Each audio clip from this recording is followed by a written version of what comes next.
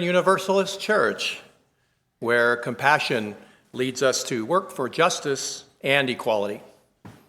I'm glad you came today, and it's my hope that you'll find something here that nourishes your heart, feeds your mind, and grows your spirit. I'm Darren Cote, and I am your worship associate this morning. Be you a spiritual seeker, an atheist, or a theist, Westside is a community of many beliefs, genders, and sexualities, a community of diverse cultural, racial, and class backgrounds, a community of varied abilities and gifts. Some here find inspiration in the great books, others in the great outdoors, still others in great conversations. Trying to wean myself off the script, but no, that was perfect timing. Whoever you may be, all are welcome in our inclusive congregation. To newcomers and old friends both, together we say, welcome. At Westside, we are raising the next generation of Unitarian Universalists, and we want them to know that they are an important part of our community. Several years ago, we chose to be radically inclusive and to adopt a multi-generational worship where our services include all family members. So, welcome to children and youth of all ages. So there are a number of announcements in your order of service. Please take any of them with you that you might need for reminders this week or to share with others. I want to call your attention to just a couple of them. So I want everybody to save the date. On September the 14th, we have a town hall here at Westside, and there's a little bit of homework that we need to do before that day.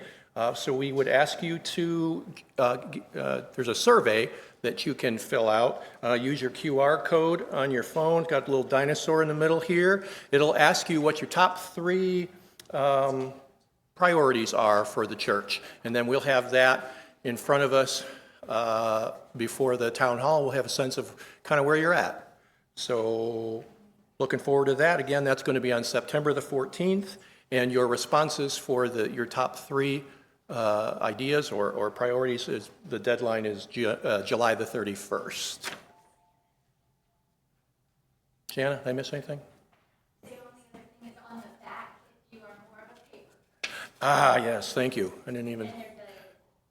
So see on the back, if you don't want to do the whole QR code thing, you want to do the pencil and ink, you can also fill one out manually. And where we turn that in? Right up front. Okay.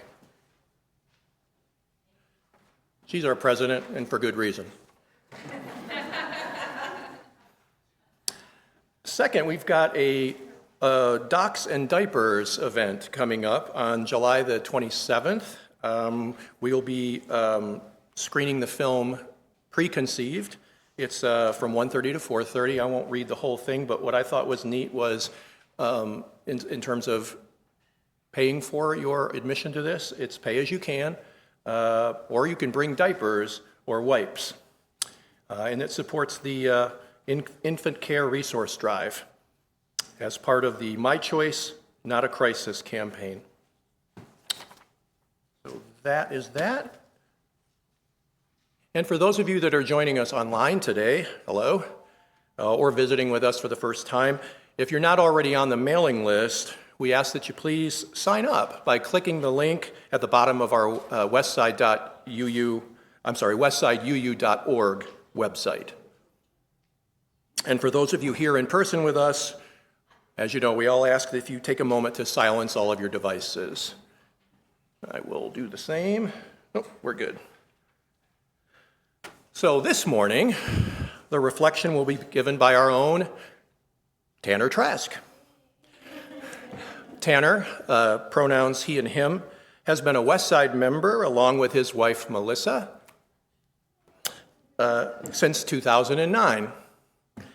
Tanner says they first started showing up here for Fort Worth humanist meetings, but when asked to come on Sunday, they demurred, stating that They aren't church people. Fast forward to today.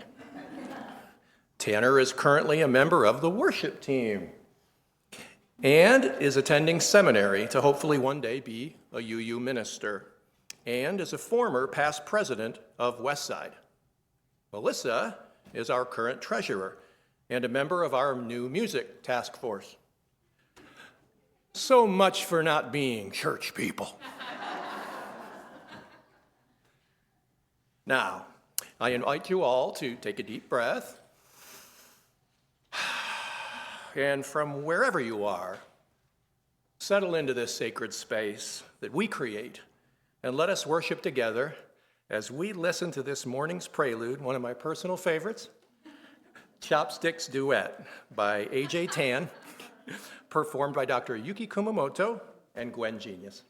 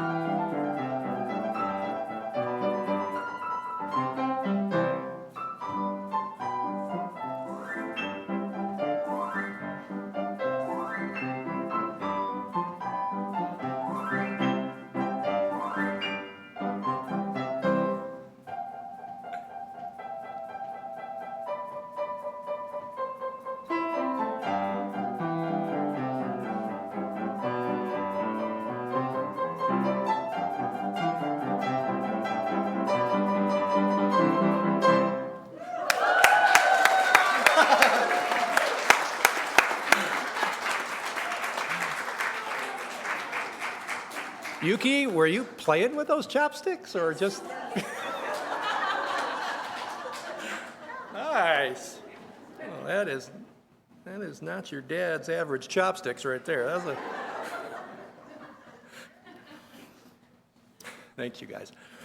So our opening words this morning are "Entering the Bright World" by Reverend Sherry Woodbury, and Tanner's going to help out with this morning.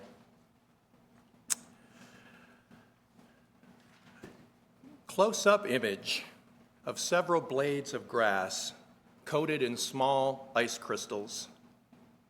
The sun is visible between the blades, and the crystals create a small rainbow. Let us enter the sanctuary the way a soft infant enters the bright world.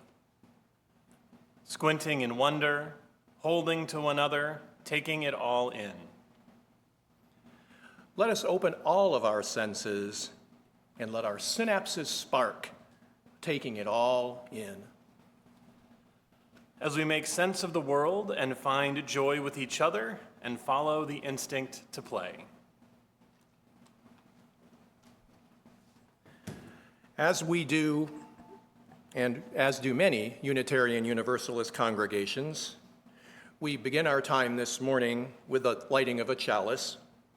I invite Daniel Melendez to come forward and light our chalice this morning. Thanks, Daniel.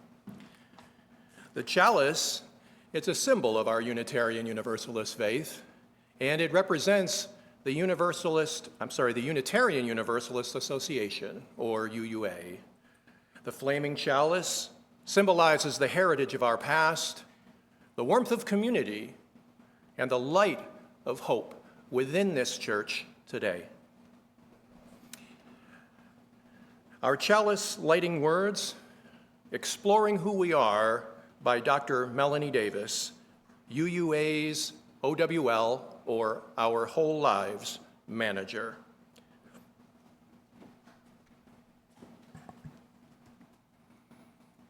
Under the right circumstances, playing with fire is a delight. Imagine gathered around a fire pit as the crackling flames invite us to sing, dance, and roast a marshmallow or two. Our chalice, which is not lit anymore. Oops. Let's see, there we go. There we go. There. Our chalice also invites us to play, although with ideas rather than marshmallows. God. All right, you keep going. There might be some.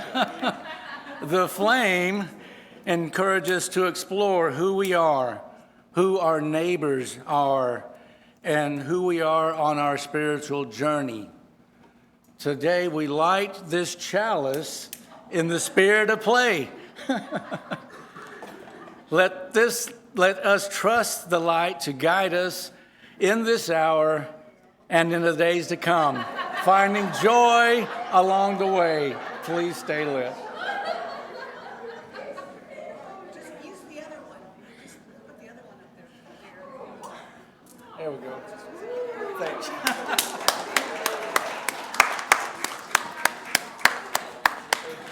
It was working perfectly when we tried it earlier. This is not part of the bit. That will just happen. Thank you so much, Daniel. So, it's going to be tough to follow it, but I think we've got something good coming up you're all going to like. Our opening hymn.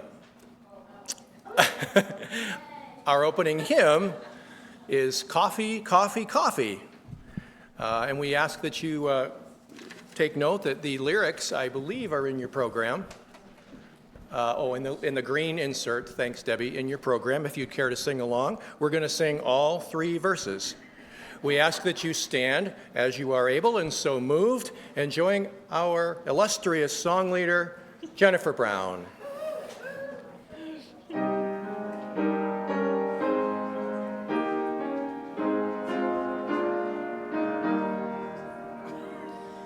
Coffee, coffee, coffee. Praise the strength of coffee.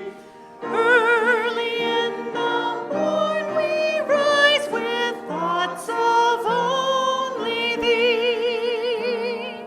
Serve fresh or reheated, dark by then defeated. Brewed black by perk or drip or instantly.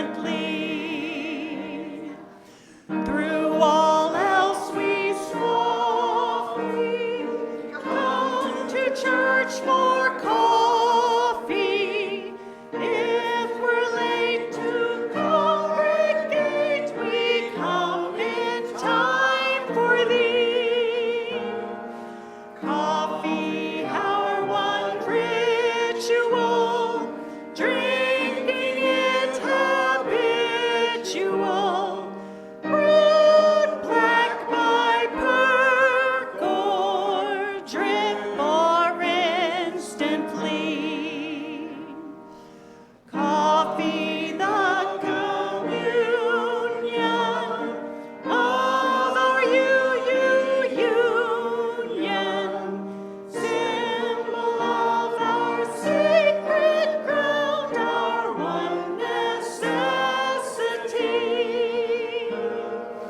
Felt the holy power at our coffee hour. Brewed black by perk or drip or instantly. Hail coffee! Thank you, Jennifer and Yuki and all. Lovely. Please remain standing and join me in our affirmation. Love is the doctrine of the church. The quest of truth is its sacrament, and service is its prayer, to dwell together in peace, to seek knowledge in freedom, to work for justice through action, to serve others in community, to the end that all souls shall grow into harmony with creation. Thus do we covenant with one another. You may be seated.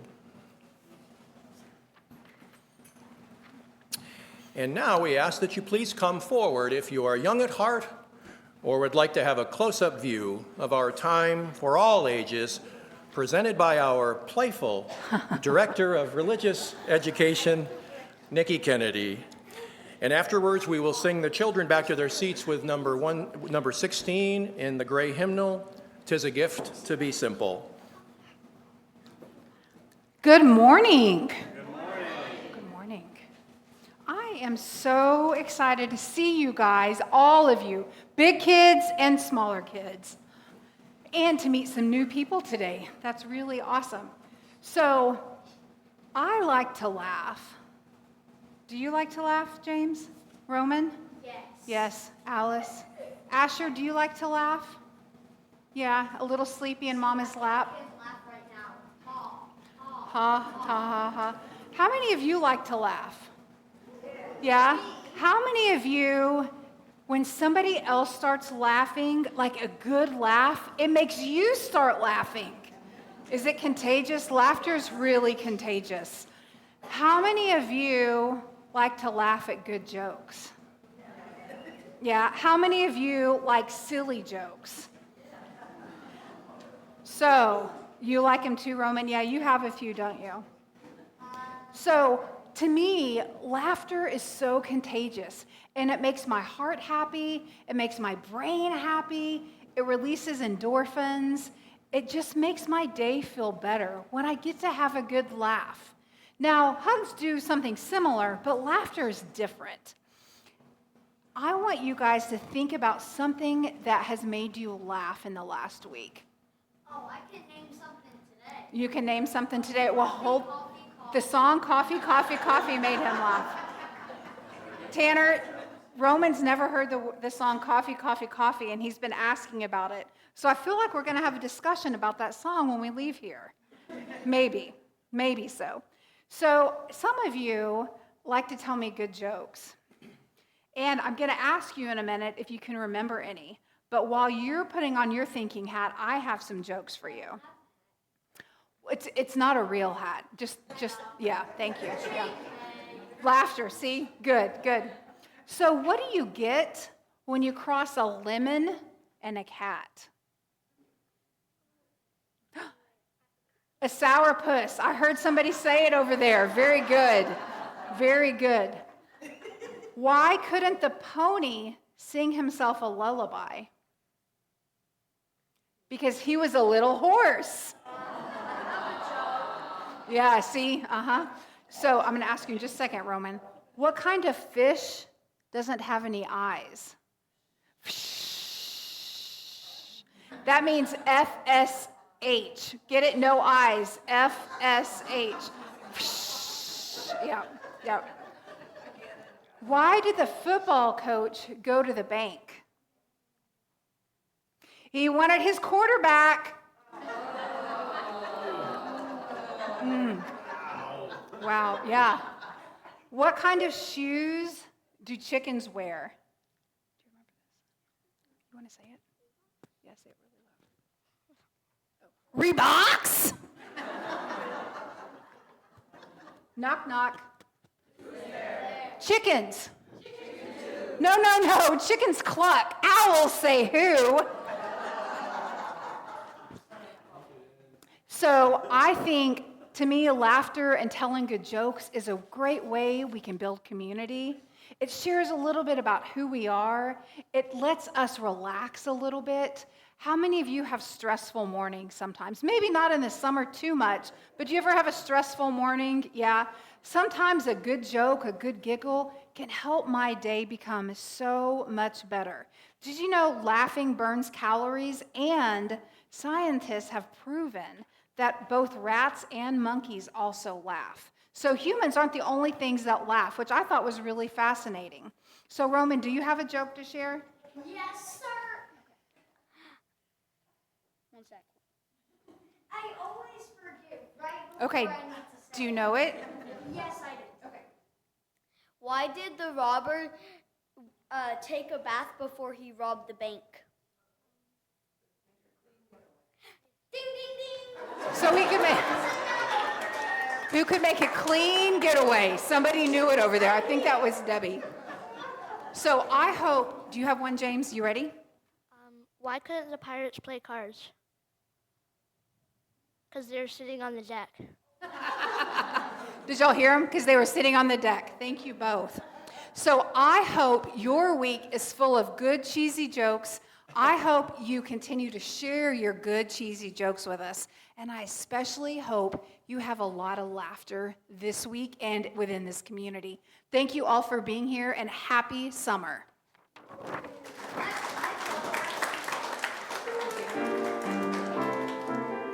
Since he wasn't here, I guess To be free, 'tis a gift to come down where we ought to be, and where we find ourselves in the place just right. 'Twill be in the valley of love and delight, when true simplicity is gained. To bow and to bend, we shan't be ashamed. To turn will be our delight, till by turning we come round right.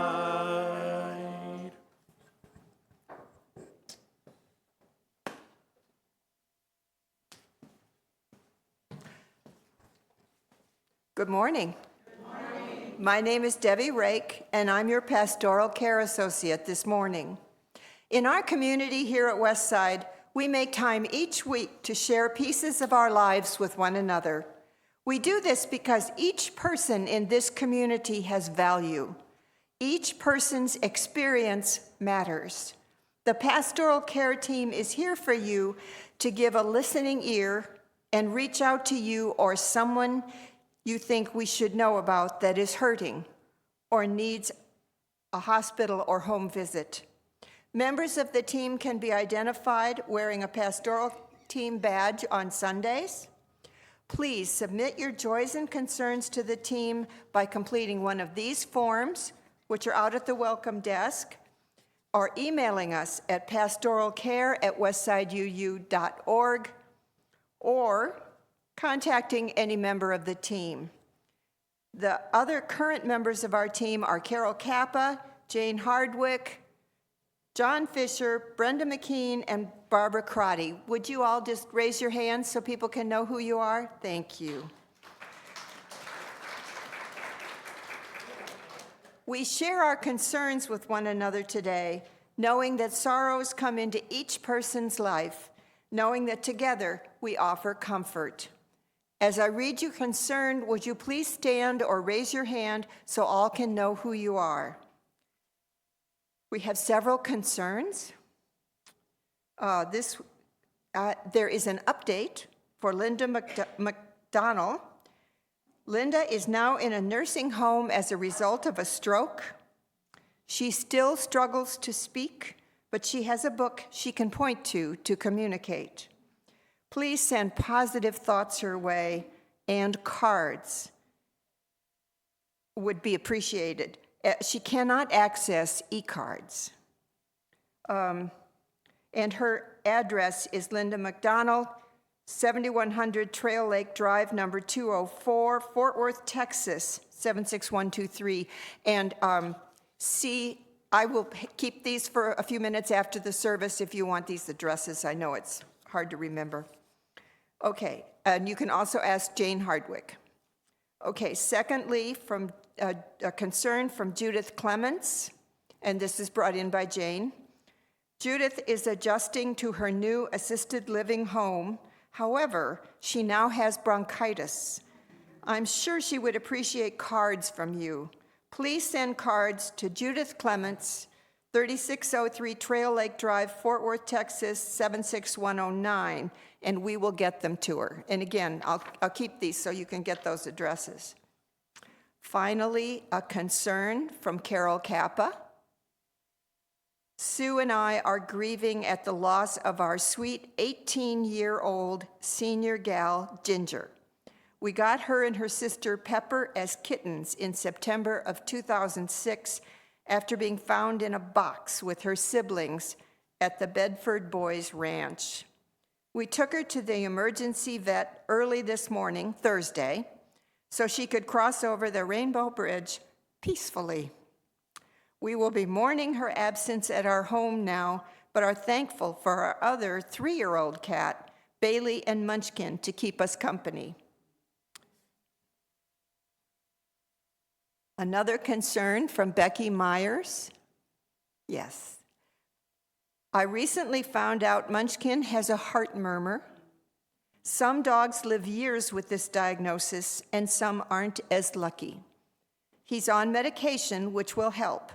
Please send love and light our way. That's from Becky Myers and Munchkin. And finally, a joy. It's from Cindy Fountain. A joy to Charlie Ford for his great detective and electronic work on discovering the issue with our piano mic. Charlie found that a wire in the cable connector was barely making contact and resoldered it. Thank you, Charlie.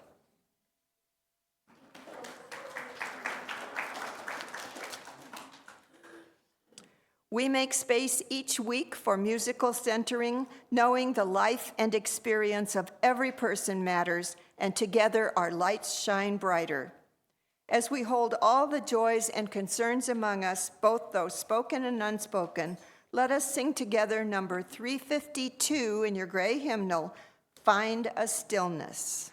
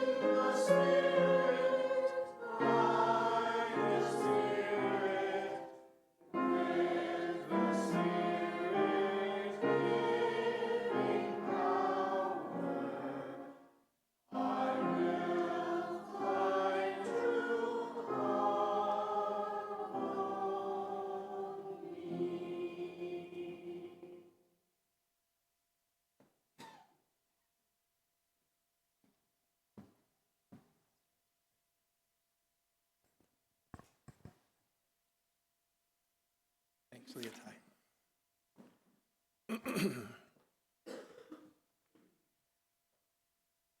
I thought we were singing the second verse. My name is Leotai Bennett, and I'm a member of the meditation groups here at Westside. I invite you to relax your mind and body and join in a time of meditation. It will begin with an introduction before we move into a minute of silence. Our bell will sound to signal the start of your own meditation, prayer, or reflection, and it will sound again at the end.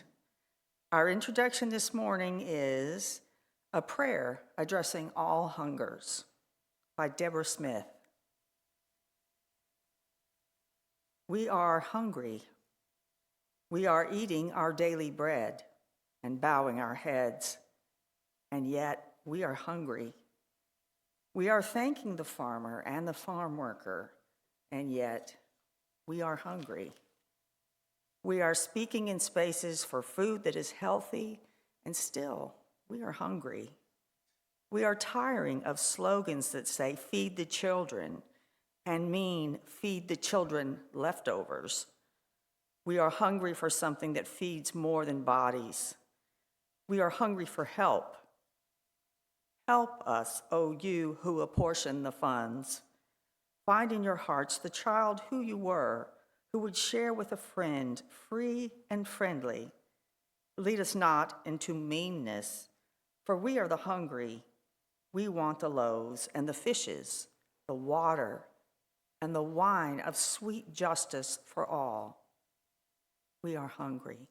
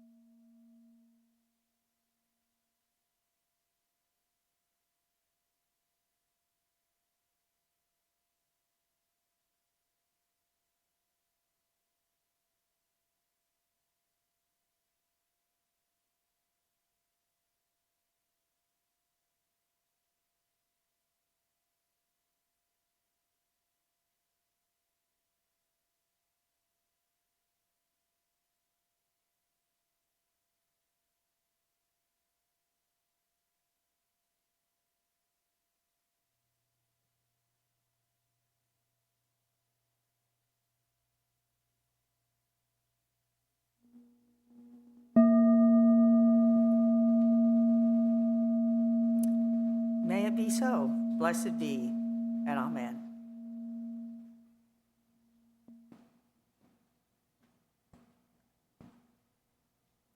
Thank you, Leotai.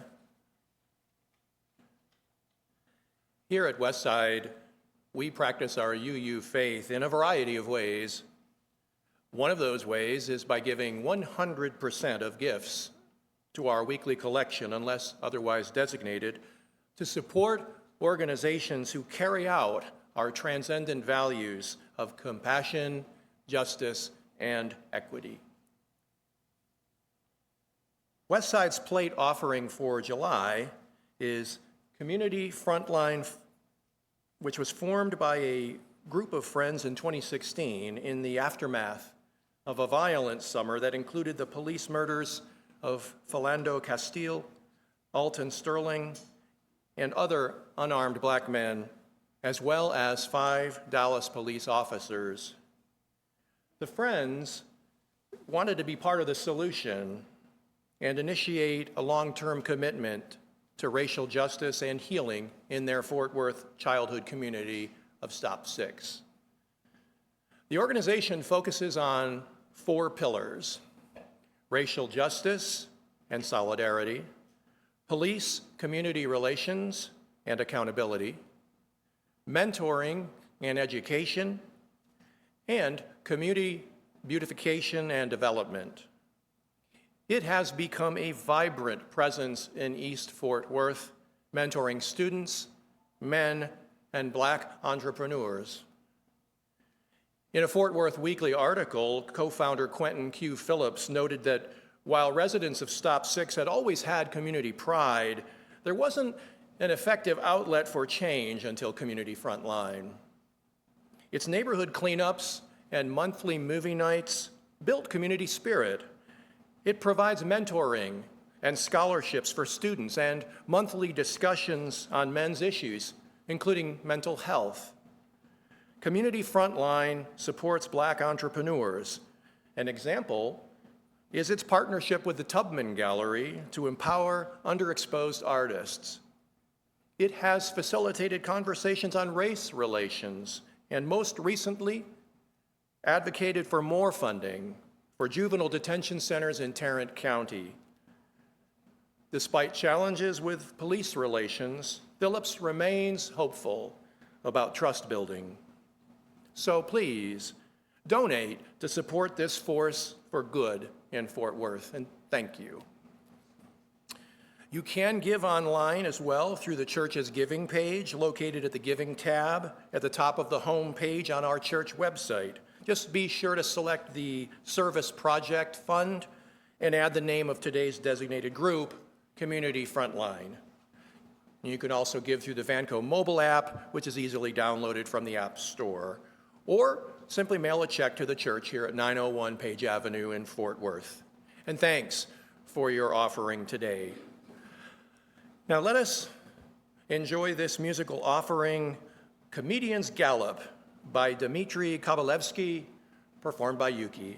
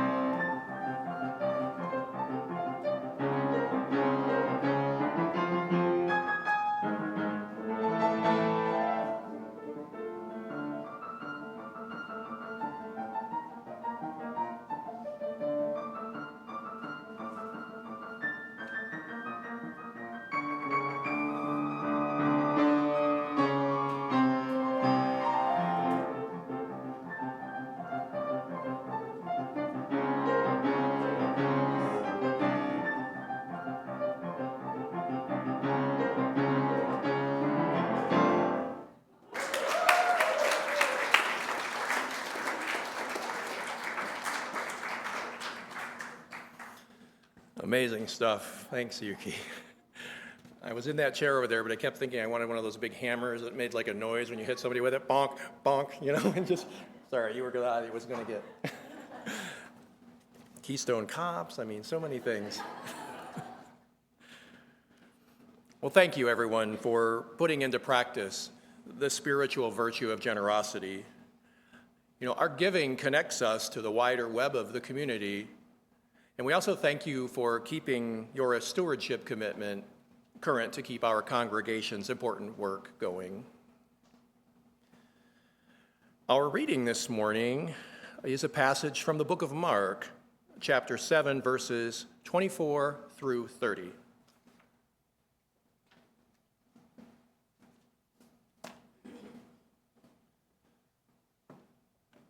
From there he set out and went away to the region of Tyre, he in this case being Jesus. He entered a house and did not want anyone to know he was there, yet he could not escape notice. But a woman whose little daughter had an unclean spirit immediately heard about him, and she came and bowed down at his feet. Now, the woman was a Gentile of Syro-Phoenician origin. She begged him to cast the demon out of her daughter. Jesus said to her, "Let the children be fed first, for it is not fair to take the children's food and throw it to the dogs." But she answered him, "Sir, even the dogs under the table eat the children's crumbs." Then he said to her, "For saying that, you may go. The demon has left your daughter." And when she went home, she found the child lying on the bed and the demon gone. Reading from the book of Mark. So, good morning, Westside. Good morning. Good morning? Okay, well, if I'm going to be able to get started, one of us is going to have to stop, so it might as well be me. My name is Tanner Trask. My pronouns are he, him. And like it said in the intro, my wife and I have been members here since 2009, and I'm currently a seminary student at Meadville Lombard in Chicago. And in my last academic year, I've been doing a lot of reading and sort of studying of ancient texts. And you know what I've kind of found? Is that humans pretty much haven't changed in the last 2,000 to 3,000 years. We are who we are. Speaking of 2,000 to 3,000 years, well, actually 4,000 years ago, a dog walked into a tavern and said, "I can't see a thing. I'll open this one." Huh? Okay, well, so that is the oldest written joke that we have. That's from the city of Sumer in Mesopotamia, probably from around about 2000 BCE, like about 4,000 years ago. And while we don't really understand why it was funny, like ancient, scholars have read that and they're like, we don't get it either. We can recognize it as a joke with a setup and a punchline, right? And if you think about it, really what this is so a dog walked into a bar joke. Like the oldest joke we have on the written record, and we're still making variants on it today. So I used to teach high school history classes, both US and world history.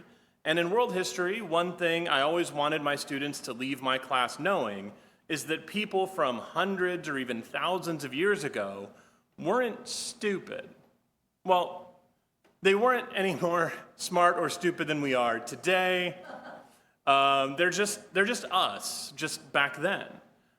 Sure, we have more technology and kind of a broader knowledge base to build on than they did, but that's really the only difference. And where do you think we got all that technology and knowledge base from? So let's try one more Sumerian joke. Now, this one's from a few hundred years after the last one. It's a little bit, you can kind of make sense of the punchline and why it's funny. Fair warning, little bit of potty humor in this one. So if you're sensitive to that, cover your ears. And sorry, I forgot to mention, Sumer, the ancient city of Mesopotamia. Mesopotamia is roughly kind of where southern Iraq is today. So you can kind of like put that on a map. Okay, the joke. Something which has never occurred since time immemorial. A young woman did not fart in her husband's lap. It's a fart joke. Literally, the oldest two jokes we have in the written record are, so a dog walks into a bar, and a fart joke. We have not changed a single bit. And you can still see the woman doesn't want to fart in front of the guy she's interested in sitcoms and rom-com movies today. We still make that joke. And I mean, we're just the exact same we used to be. We get up in the morning, we go to work, we tell bad jokes to each other while we tend to our flocks of cows, and then we come home in time for dinner and to go to bed. Now, these days we have smartphones and air conditioning, thankfully, but in general, not a lot of differences. Now, Unitarian Universalism has some jokes too. I've told this one from the pulpit before, but we have some new folks here today, so we'll get it again. Why is it that UUs always seem to come in a little late when they're singing hymns? Can't quite stay on the beat. It's because they're reading ahead to the next line to make sure they agree with it before they'll sing it. And that's mostly a joke. So there was a Unitarian minister, career mostly kind of in the 30s and 40s, Great Depression, World War II era.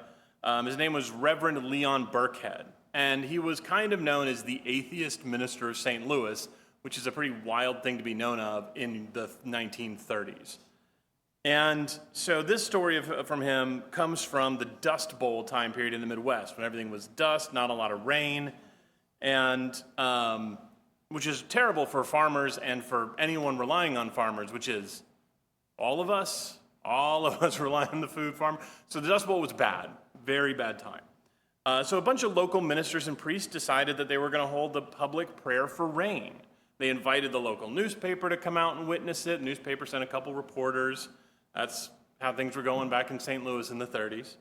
And so Reverend Burkhead decides he's going to show up. And because he's an incorrigible showboat, he brings a large, very noticeable umbrella. And I imagine he's kind of swinging it around, making a big deal of it. And when the newspapers come up to ask him, hey, why are you here? You're kind of like the atheist minister of St. Louis. This is a prayer meeting. And he goes, well, if we're praying for rain and I'm the only one who brought an umbrella, what does that say about my faith compared to theirs?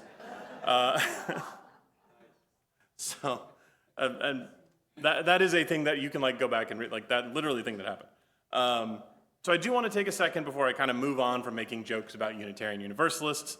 Since I'm one, I can do that without a lot of harm. I do want to put a quick disclaimer here. I'm about to talk about a couple of other religions, a few other religions, mainly Christianity and Judaism. A few others may pop up as well. Now, none of this from here on is to laugh at these other religions or their beliefs.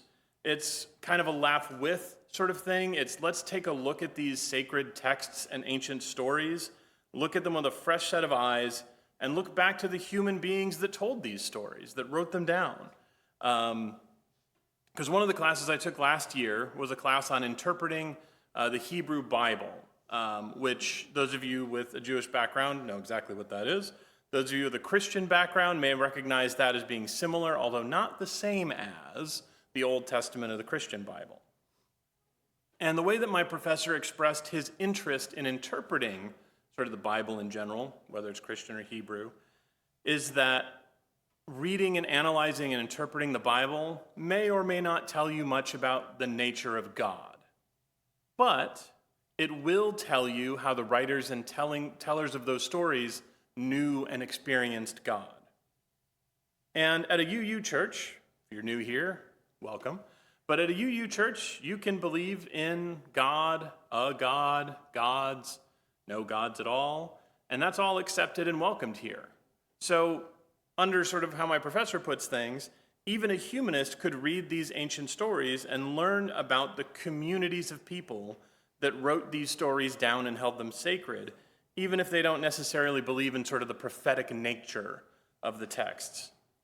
So, anyway, all of that to say, when I talk about the Buddhist monk in a minute, or the prophet Jonah, or even Jesus Christ a little later, It's meant to connect us to the tellers and writers of these stories. They're all human beings just like us, maybe a little too like us.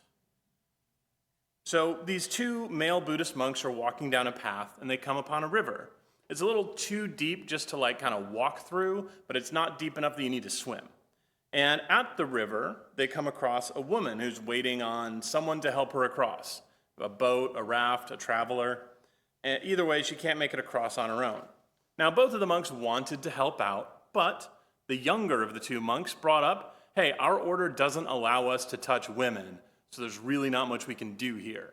And the older monk kind of thought about it for a second, shrugged, picked up the woman, walked across the river, put her down. And the younger monk hurried to catch up, and they continued on their journey in silence, mostly because the younger monk was so shocked at what had just happened. And after a mile or two, the younger monk can't take it anymore, and he blows up at his fellow monk. He says, "How could you do that? You know we can't touch women. How could you break your vows so easily?" And the older monk thinks about it for a second, and then he says, "I put the woman down back at the river. Why are you still carrying her?" I think the kids call that living rent-free in your head. So, on to the story that kind of inspired this whole sermon or reflection. This is the story of the prophet Jonah, as told in the Hebrew Bible. Some of you may remember Jonah as the guy that gets swallowed by the whale for 3 days, and then God miraculously returns him to land. Kind of the short version of the story you might remember from, I remember from Sunday school as a kid. Now that's mostly how the story goes. There's not anything wrong with it, other than it was a fish and not a whale. But before we talk about Jonah, let's talk about sort of the other prophets in the Hebrew Bible. So first, prophets in the Hebrew Bible aren't there to tell you the future. The idea of a prophet telling the future, that's a little more modern. What a prophet was supposed to do in the Hebrew Bible was to deliver the word and oftentimes the judgment of God to their people. And this kind of goes all the way back to when God made a covenant promise with Abraham. And every so often, groups of Jewish people would break that covenant, and God would have to send a messenger. And that story happens numerous times in the Hebrew Bible, and they all go a little something like this. So there's a city with a Jewish majority city with a king, and they break the covenant of God. Often it was the rich of the city not taking proper care of the poor. See, we still haven't changed. But it could also get into the fine print of the covenant, they're not doing sacrifices properly. So depending on the story, a few different things could be. Either way, God would call a prophet, someone like Elijah or Elisha, two different people, to travel to that city and confront the king and their court.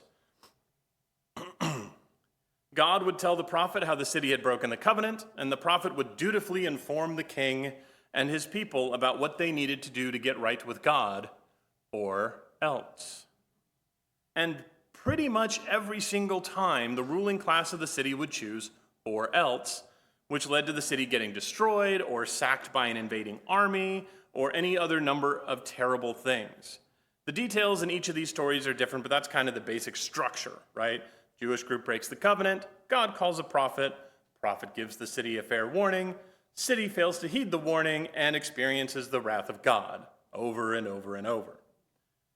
So if you wanted to tell a different version of this story, how would you do it? Maybe spice it up a little, throw in some comedy bits for the kids or just to make your friends laugh? So let's hop back over to Jonah. So in this case, it's the city of Nineveh, which is kind of Mesopotamian area. They've angered God, and God puts out a call for a prophet, in this case, Jonah. Now, if you're trying to tell a different, maybe funnier version of the Hebrew prophet story, so basically Jonah is told to go east to the city of Nineveh, and in every other prophet story, the prophet would pack up, go east to Nineveh. Any guesses, or for those of you that really know your Bible, any idea what Jonah actually does? 100%. He goes west. Just takes off, gets on a boat, goes even further west. I think he's trying to get to Spain at this point. So he is just literal opposite direction. And he's trying to get away from this responsibility. Now, obviously, God has put out a call for a prophet. God can't just let this happen. So God sends a storm to capsize the boat that Jonah's on. And long story short, Jonah gets tossed overboard and swallowed by a fish. Again, fish, not a whale. I know in a lot of the Jonah stories I've seen, it's a whale, but actuality, it's a fish. And so while he's in the belly of the fish, Jonah prays to God for survival. What he doesn't know is that the fish is rocketing east toward Nineveh. It takes about 3 days to get there. And then Jonah is basically yeeted up onto the beach. He's not gently deposited. The word in the translation of the Bible we used was spewed. The fish spewed Jonah onto the beach. So again, we're like, it's a funny moment, right? Like playing for laughs. Because, you know, the formal ancient God of the fish comes onto the thing and opens his mouth and Jonah walks out. Not how that happened. Not how that happened. So next, Jonah has to go to the city of Nineveh and tell them how they angered God and what they needed to do to repent. And so Jonah marches up to the center of town. He's not going to try and run away anymore. He's going to go do what God said. But he just kind of goes up to the center of town, not to like the king or anybody with any kind of authority. He just like finds an intersection. And he proclaims, 40 days more and Nineveh shall be overthrown. And then he runs off into the nearby hills and sets up a campsite to wait and watch the city get smited. Smitted? Smitten? One of those. Anyway, so like you may notice that a difference there was he did not find the king and inform him what they did wrong or how they needed to make it up to God. He was just like, hey, in 40 days, see ya.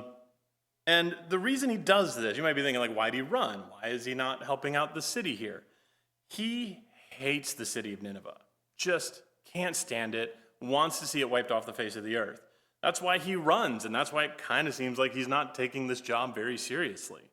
So does that kind of maybe remind you of anyone, maybe a cartoon character that's been around for a few decades? Someone like, I don't know, Daffy Duck? Think about it. He gets told what to do, and he does the opposite. He gets told to save someone he hates, so he sabotages it so they'll definitely fail. And then he runs off to watch from the hills of the city, or from the hills near the city, as the city gets destroyed, and then continue on his way home. That's Daffy Duck to me. Now, the only problem here is that the city doesn't get destroyed. Because again, if you're trying to tell the different version of the Hebrew prophet story, when the king and the people don't listen to the prophet, in this case, they do. So somebody goes to inform the king, because again, you know, Jonah just like yelled out on a street corner, you guys have 40 days, good luck. And the king hears that message and basically freaks out. So the king orders every man, woman, child, and beast to roll around in the mud and pray for forgiveness. So everyone comes outside and starts rolling around, and this process takes like a couple of days. We're talking men, we're talking women, we're talking children, we're talking all the flocks of cows in the city, and God decides to forgive him. You know, he says, okay, well, you all repented, you know, you've all come back into covenant, we're good. And so God does notice, however, that Jonah's looking a little bummed out. So God comes to talk to him about it, see what's up. And Jonah says, I knew you were going to go easy on them. I knew you were too merciful of a God to really destroy this place. That's why I didn't want to come here. And I'm so angry and I'm so sad about this, you might as well just kill me. And God gives Jonah a minute to calm down. He kind of takes off for a bit.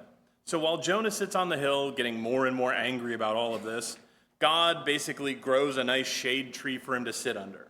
Can't say God didn't give Jonah anything. And Jonah was honestly pretty happy with the tree. It's a good bit of shade, it's kind of nice, but he still just stays there. He's still there the next day. So God sends a worm to eat the inside of the tree, kill it, and then he sends a wind from the east to drop a branch on Jonah's head, which is exactly what would happen to Daffy Duck in this cartoon. And so Jonah cries about that too, how unfair this whole situation was, how he misses the tree, how God might as well just kill him again. So God comes down and kind of makes the point that, hey, Jonah, you seem to care more about a tree that you didn't have yesterday. You didn't plant it. You didn't take care of it. It was just given to you. And you seem to care more about that than you do the 120,000 people that lived in Nineveh. And that's where the story ends. Just not a lot of a moral there. Not a lot, like nobody's really changed. Everything's kind of the same as when the story began, like a cartoon. So yeah, Daffy Duck, right? Now there are plenty of biblical scholars that would interpret that story a little differently. They might say it's a story of coming to trust God's plan, a story of learning to be humble, but there are scholars that agree with me. I didn't just make this up. Now the Daffy Duck part, that's me, not more serious biblical scholars. But that's a thing that happened. You can only have so many very serious Star Wars movies before Mel Brooks makes Spaceballs, Because why wouldn't people tell each other funny stories? We do it all the time. And we know 3,000 or 4,000 years ago, they were still telling versions of those jokes Nikki was telling up here back then, So I don't really have a cartoon character to compare Jesus Christ to, but I did want to share an interesting Bible story that I wasn't really taught growing up. I like it for a couple of reasons. One, it's a story in which Jesus is just human. He's tired, he's cranky, he wants to take a nap, and that nap gets interrupted. Two, it's really the only time I've found in the Bible where Jesus is the one that learns a lesson. He's the one that kind of gets corrected here, not the other way around. And it's actually a woman who does the correcting. And this story shows up in both Mark and Matthew. I do prefer the wording in the which one was it? Mark version. And if this is starting to sound a little familiar, it's because this was the reading I did before at the start of the reflection. Mark chapter 7, verses 24 through 30. I did kind of read it in like a formal Bible reading at a church sort of way, so maybe we didn't quite get some of the humor that's there. So let's break it down again. Jesus just arrives in town in Tyre, and he's tired. He wants to find a place to sleep, and he doesn't want to be recognized. He's been all over the Mediterranean with his apostles, and of course, immediately gets recognized by a local woman. And she says, hey, I need you to help cure my daughter. And he just straight up refuses. One, because he's tired and he wants a nap. And two, this woman isn't even Jewish. She doesn't believe in the God of Abraham, so why should he help her? And I imagine his line here, where he kind of snaps at her a little bit, might read a little more like this. Well, let the children be fed first, for it's not fair to take the children's food and throw it to the dogs. And in this case, children means Jewish people, and the dogs mean non-Jewish people.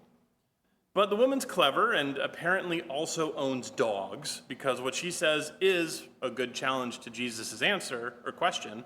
It's also just true when you own dogs.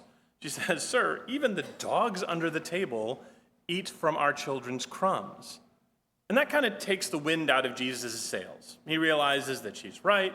He does have the power to heal her daughter, and doing that won't really take anything away from his day or for the apostles or kind of from the Jewish people in general. So he thanks her for a good answer and bids her to return home where her daughter will be cured. So again, just a very human moment in the story of Jesus that you don't always get from other parts of the Gospels. And I mean, honestly, how often do we see sort of that human Jesus talked about today? A lot, and this isn't to make fun or say, anyone beliefs about Jesus are wrong, but to a lot of Christians, the point of Jesus as the Son of God is that Jesus is divine and human. It's part of the mystery of the Trinity. But when we read old books, we just kind of assume everyone is so formal and serious all the time. Now, I know it's hard to talk about laughter and laughing and having fun when things are as scary as they are out there. We're still living in a world undergoing a pandemic. We never really dealt with our collective grief and sorrow. We just kind of had to keep moving. More and more of our rights are disappearing, which actually, that's not the right way to say that, because it's people who are making these decisions. So what I should say is that our rights are being taken from us. Our health is being taken from us. Our money is being taken from us. Our neighbors are being taken from us. Now, the last time I did kind of a funny sermon was at Oak Cliff UU, the same week that the Roe v. Wade decision was overturned by the Supreme Court.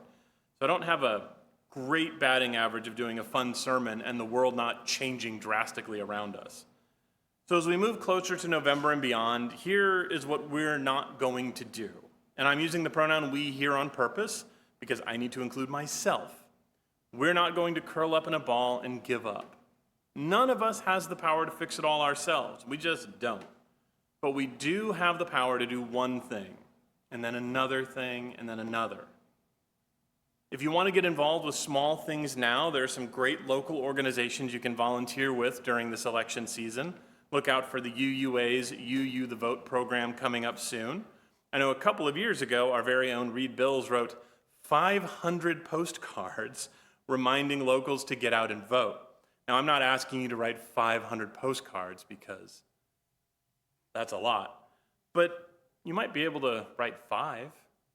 And if you can write 5, maybe you could do 10, and if enough of us do 5 or 10 apiece, that's a lot of postcards reminding people to get out and vote. And local elections are often decided by thousands, if not hundreds of votes.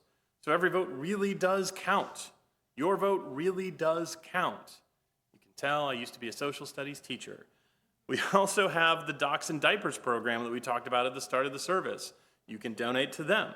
There's a lot of great organizations. I forget the exact name, but the offertory, if you donated today, that's a huge deal. They can do a lot with that money, a lot of good right here in Fort Worth. And honestly, maybe all you can do right now is rest because you're already at risk of burning out. And in that case, take the time to rest and relax and recharge. We're going to need you soon enough. I remember Reverend Burkhead, the one that made the umbrella joke about, having faith. He also ran in his career a group called the Friends of Democracy that devoted their time and resources to unmasking Nazi sympathizers in the U.S. in the lead up to World War II. He even snuck into Nazi Germany once, posing as an American sympathizer to get access to files on American Nazi groups, which he brought back and published very publicly. He stopped one of these people that was on the list from getting elected to the Senate in Kansas. Like, big deal, right? So you can still do the work and take care of yourselves and make dumb umbrella jokes. And humans do need to laugh. We need to find places and times in our lives, no matter how small or how brief, to feel joy in our communities, with our communities. Here at the church, we had a magic show a few weeks ago. We do casino nights, game nights, movie nights, other stuff just kind of for fun and community. And we do all of that in addition to our organizing, to our marching, and to supporting social justice through action in our communities. And safeguarding each other's joy is a sacred duty. It's a sacred duty. So when something funny happens, laugh. Make jokes. We tell jokes to make our friends laugh, to make our families laugh. Sometimes, if we're good enough at it, to make entire rooms full of people laugh. And sometimes, I keep mentioning flocks of cows with the bright-eyed and eternal optimism that eventually someone is going to correct me and say, "Don't you mean a herd of cows?" And with a smile on my face and a sparkle in my eye, I'll respond, "Of course I've heard of cows.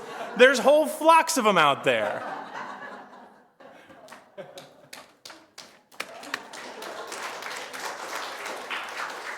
So please rise as able and join us in singing our closing hymn, number 1024, When the Spirit Says Do, in the Teal hymnal. We are going to do 3 verses: do, sing, and laugh.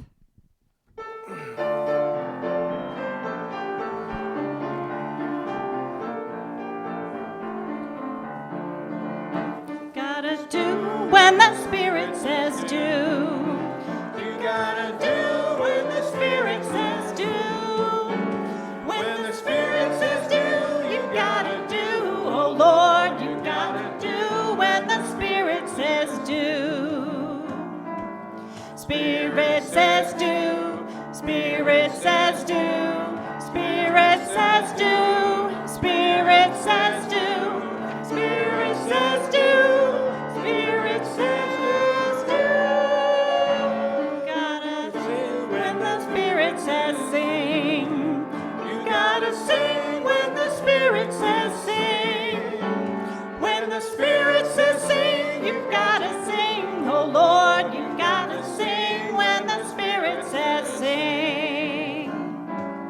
Spirit says sing. Spirit says sing. Spirit says sing. Spirit says sing. Spirit says sing. Spirit says sing. You gotta laugh when the Spirit says laugh. You gotta laugh when the Spirit says laugh. When the Spirit says laugh, you gotta laugh. Oh Lord, you've gotta sing when the Spirit says laugh. Spirit says laugh. Spirit says laugh. Spirit says laugh. Spirit says laugh. Spirit says laugh. Spirit says laugh. Spirit says laugh.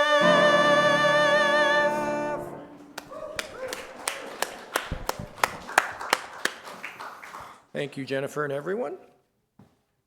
Our closing words today are To Soulfully Survive the World's Mayhem by Reverend Heather Rion Starr. May whatever gatherings or activities we engage in this Sunday afternoon help restore us, our connections to one another, our sense of hope, beauty, and fun in this world, our deep knowing that we have to take care of ourselves and each other with love and with joy if we are to soulfully survive the world's mayhem.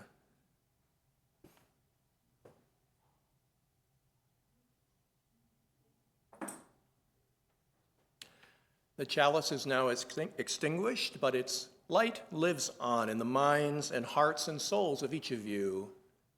Carry that flame with you as you leave this place and share it with those you know, those you love, and most importantly, those you have yet to meet.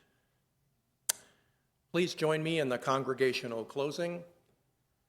Go in peace, seeking justice. Go in peace, committed to equal rights and opportunities for all.